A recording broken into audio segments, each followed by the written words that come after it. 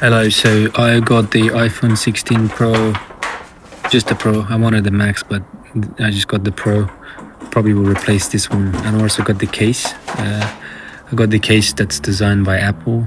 There was a lot of other options as well, but I think whenever the company designs it, they have everything in mind, because of this new button or action camera control.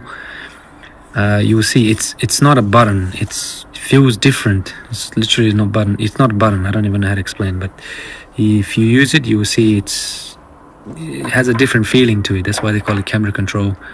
The camera control thing is nice, but the box is empty. It's only just a cable and that's it. So I think camera on and off, mute, up, down. And then as you peel it off, it's just, of course, soon they'll get rid of that cover as well, I'm sure.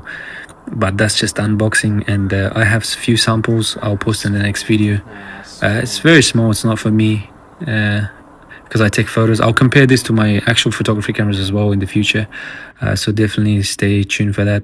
Oh, and also this was recorded with the iPhone 16 Pro camera that I used the mic, because the new mic, and I've used the studio version. So there's different settings. There's in-frame, standard, and studio.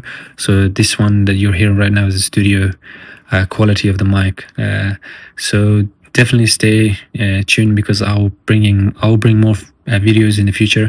I'll compare the cameras, the 48 megapixel to my actually cameras that I shoot normal.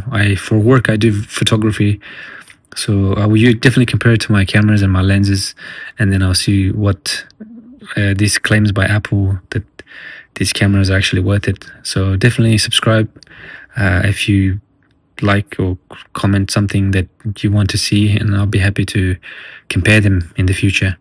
Definitely stay tuned for that. Until then,